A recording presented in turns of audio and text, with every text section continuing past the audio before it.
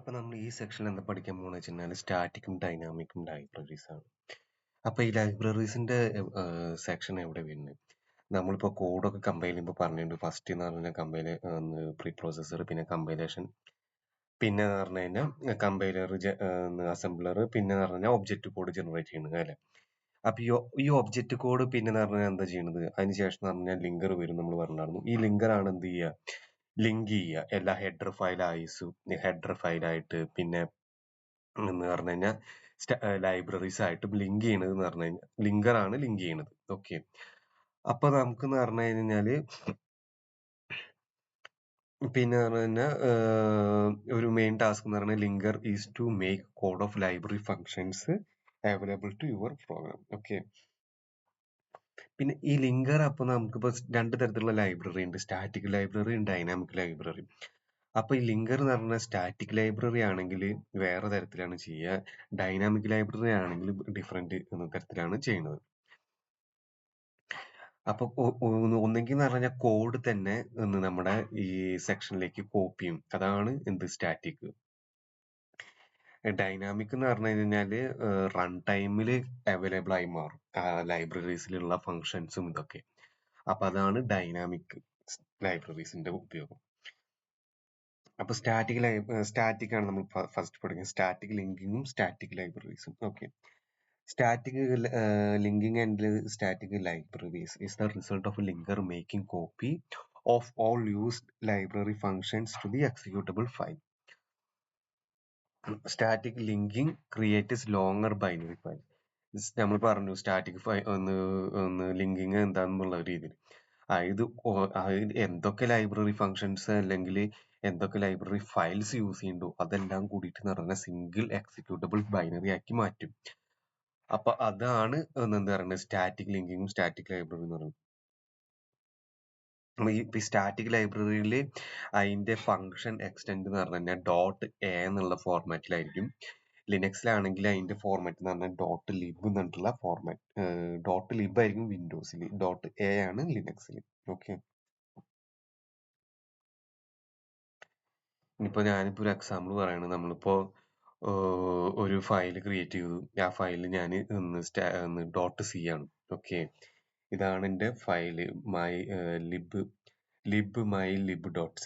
ഇതാണ് എന്റെ ഫയലിന്റെ name, source file. Okay, just ഇനി ഈ ഫയലിൽ എന്ന് പറഞ്ഞു കഴിഞ്ഞാൽ ഇതിൽ ഞാനിപ്പോ മെയിൻ ഒന്നും എഴുതിയിട്ടില്ല, മെയിൻ ഫംഗ്ഷൻ ഒന്നും ഇല്ലാതെയാണ് എഴുതിയിട്ടുള്ളത്. അപ്പൊ ഇതെന്ന് പറഞ്ഞാൽ ഹെഡർ ഫയലാണ്, ഹെഡർ ഫയലിന്റെ സോഴ്സ് ഫയലാണ്. ഓക്കെ, ഇനി എന്ന് പറഞ്ഞാൽ നമ്മളിപ്പോ ലൈബ്രറി ഉണ്ടാക്കാൻ പോകണം.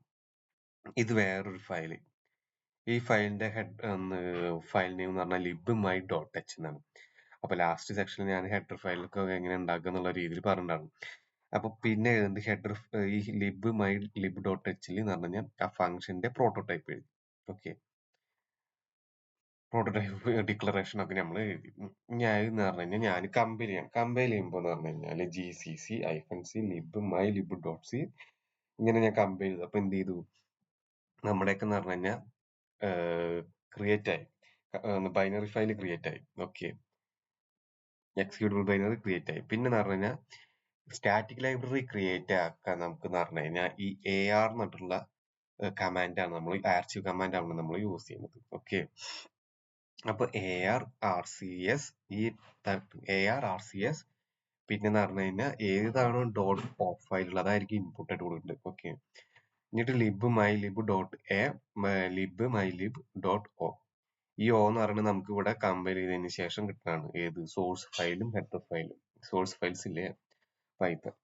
ഇനി now your static library is ready to use. നമുക്കിപ്പോ എന്ന് പറഞ്ഞാൽ യൂസ് ചെയ്യാം. അപ്പൊ നമുക്ക് എന്ന് പറഞ്ഞാൽ ഈ സ്റ്റാറ്റിക് ലൈബ്രറി ഈ ടൈമിൽ എന്ന് പറഞ്ഞാൽ നമ്മൾ എന്ത് ചെയ്യണം, കോപ്പി ചെയ്യണം. ഒരു പർട്ടിക്കുലർ പോയിന്റിൽ നമ്മൾ കോപ്പി ചെയ്യണം. ഒന്നെങ്കിൽ നമ്മൾ എന്ന് പറഞ്ഞാൽ സെയിം ഫോൾഡർ തന്നെ കോപ്പി ചെയ്തിടും. കാരണം എന്ന് പറഞ്ഞു കഴിഞ്ഞാൽ ഇതിൽ പാത്ത് മെൻഷൻ ചെയ്യണം. ഇപ്പൊ വേറെ വല്ല സ്ഥലത്താണെങ്കിൽ ആ പാത്ത് ഇവിടെ കൊടുക്കണം. അല്ലെങ്കിൽ എന്ന് പറഞ്ഞാൽ സെയിം ഫോൾഡറിൽ തന്നെയാണെങ്കിൽ libmylib.h എന്നിട്ട് നമ്മൾ കറക്റ്റ് ആയിട്ട് നമുക്ക് യൂസ് ചെയ്യാൻ പറ്റും. ഓക്കെ, ഇപ്പൊ ഞാൻ ഇന്ന് ക്രിയേറ്റ് ചെയ്യുന്ന ഫയൽ നെയിം driver.c ആണ്. അപ്പൊ അതിൽ എന്ത് ചെയ്തു, ഞാനിത് കോൾ ചെയ്തു libmylib.h എന്നിട്ട്.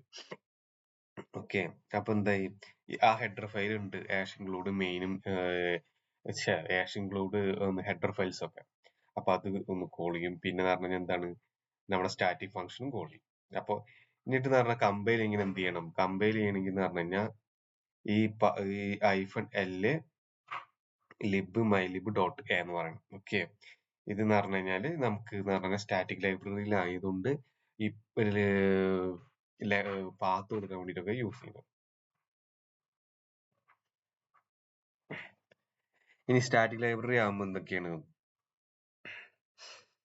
അപ്പൊ നമുക്ക് എന്ന് പറഞ്ഞ എന്തൊക്കെയാണ് ഡ്രോബാക്സ്, എന്തൊക്കെയാണ് ഉപയോഗങ്ങൾ, യൂസേജ് ഒക്കെ നമുക്ക് നോക്കാം, അഡ്വാൻറ്റേജ് ഒക്കെ. ഓക്കെ, അപ്പൊ എന്ന് പറഞ്ഞാൽ actual code is extracted from the linker and is used build the final executable at the point exclamation your application.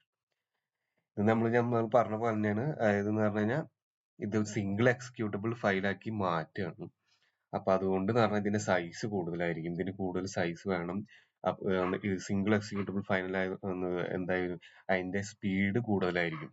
അപ്പൊ ഈ ഗെയിമിലൊക്കെ കൂടുതലും യൂസ് ചെയ്യണമെന്ന് പറഞ്ഞു കഴിഞ്ഞാൽ ഈ സ്റ്റാറ്റിക് ലൈബ്രറിയാണ്. അതിപ്പോ നമ്മൾ ഗെയിമൊക്കെ ഇൻസ്റ്റാൾ ചെയ്യുമ്പോൾ നമുക്ക് കാണാം അതിന്റെ ആ ഒരു ഫയലിന് എന്ന് പറഞ്ഞാൽ ഭയങ്കര സൈസ് കൂടുതലായിരിക്കും. അതെന്ന് പറഞ്ഞു കഴിഞ്ഞാൽ ഈ സ്റ്റാറ്റിക് ലൈബ്രറി യൂസ് ചെയ്യുന്നതുകൊണ്ടാണ്. ഡ്രോബാക്ക് എന്തായിരിക്കും, അതിന്റെ ഓപ്പോസിറ്റ്. ഇതിന് ഭയങ്കര സൈസ് ആയതുകൊണ്ട് എന്താണ്, സൈസ് കൂടുതലാണ്. പിന്നെ നമ്മൾ സ്പീഡാ നോക്കണമെങ്കിൽ എന്ന് പറഞ്ഞു കഴിഞ്ഞാൽ സ്റ്റാറ്റിക് ലൈബ്രറി നോക്കണം. ഓക്കെ, പിന്നെ ഡൈനാമിക് ലൈബ്രറി എന്ന് പറഞ്ഞു കഴിഞ്ഞാൽ നമ്മൾ സാധാരണ ash include studio dot H എന്നൊക്കെ എഴുതുന്നില്ല, അതാണ് ഡൈനാമിക് ലൈബ്രറി. അത് റൺ ചെയ്യണം റീഡ് ചെയ്യണം എന്ന് പറഞ്ഞു കഴിഞ്ഞാൽ എപ്പോഴാണ് റൺ ചെയ്യണം റീഡ് ചെയ്യണം ഒക്കെ, അത് എന്ന് പറഞ്ഞു കഴിഞ്ഞാൽ ലിങ്ക് ചെയ്യണം എപ്പോഴാണ്, ലിങ്ക് ചെയ്യണമെന്ന് പറഞ്ഞു കഴിഞ്ഞാൽ ഡൈനാമിക് ടൈമിലാണ്, അല്ലാണ്ട് വേറെ സ്റ്റാറ്റിക് ആയിട്ടില്ല. ഡൈനാമിക് ഇത് ഓട്ടോമാറ്റിക്കലായിട്ട് പറഞ്ഞ റൺ ടൈമിൽ തന്നെ അത് ലിങ്ക് ചെയ്യും. അപ്പൊ ഇതാണ് സ്റ്റാറ്റിക് ലൈബ്രറിയും ഡൈനാമിക് ലൈബ്രറിയും തമ്മിലുള്ള ഡിഫറൻസ്. അപ്പൊ നിങ്ങൾക്ക് വീഡിയോ ഇഷ്ടമായെങ്കിൽ നമ്മുടെ വീഡിയോക്ക് ലൈക്ക് ചെയ്യുക, പിന്നെ പറഞ്ഞു കഴിഞ്ഞാൽ സബ്സ്ക്രൈബ് ചെയ്യുക.